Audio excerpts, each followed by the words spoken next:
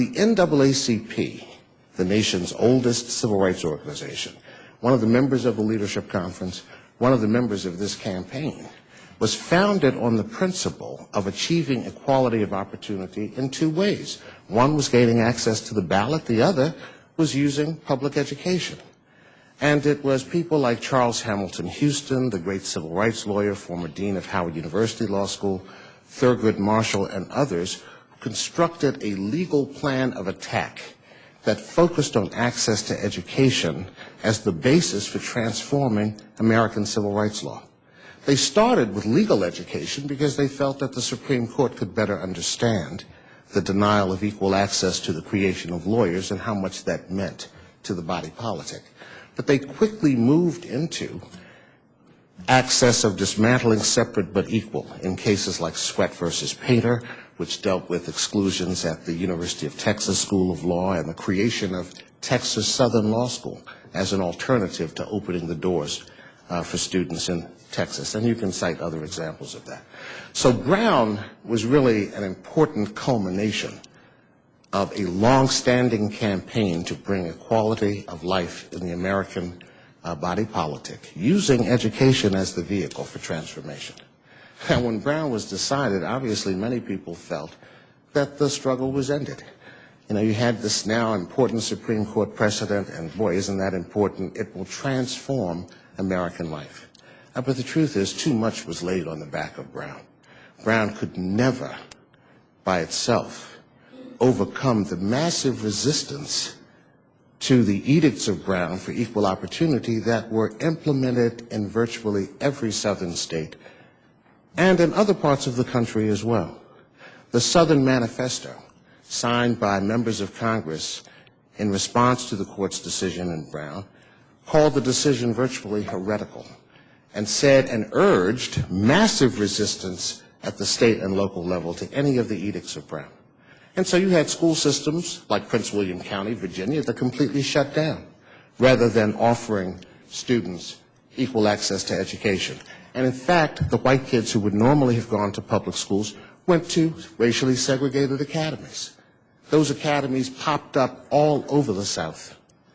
And unfortunately, today, some of the remnants of those academies still exist.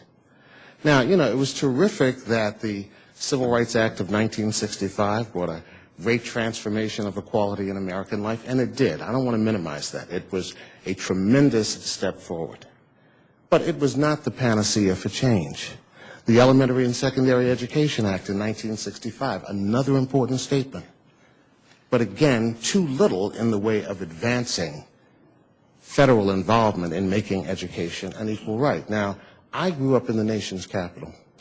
I grew up at a time when segregation was still the law of the land. I was fortunate that when I went to high school, the law had changed. But the truth is, custom and practice were as determinative of the previous status quo and perpetuating it as the segregation that had existed previously. Now, I'm going to fast forward. Look at one of the schools that was at the heart of Brown, right here in Washington, D.C. It's known as Sousa Middle School. Sousa Middle School was a segregated school in the 1950s, and Brown helped to open it up and to dismantle it. But if you look at Sousa Middle School today, you will see that the same concentration of poor black students without adequate educational opportunity and limited chances in life are as much present today as they were when the system was dismantled by law.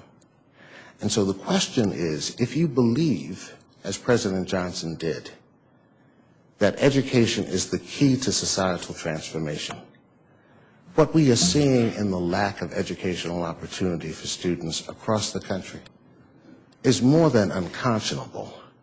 It is the denial of a fundamental right that every child in America is entitled to. What we hope to do in the campaign for high school equity is to make the reality of Brown, the ideal of Brown, a reality for every child in the country. And so what we're going to have to do is to continue to pursue in very specific ways the campaign to transform the country. Education is a fundamental civil right, and we have to recognize it as such, and we have to do everything in our power to enshrine that into federal law. And lastly, it cannot be left in the hands of state and local governments. The history of our country makes clear that leaving this issue to be resolved at the state and local level is to deny in perpetuity the opportunity that we purport to want for every child. And with that, I appreciate the opportunity to be with you this morning, and I look forward to your questions later today. Thank you so much.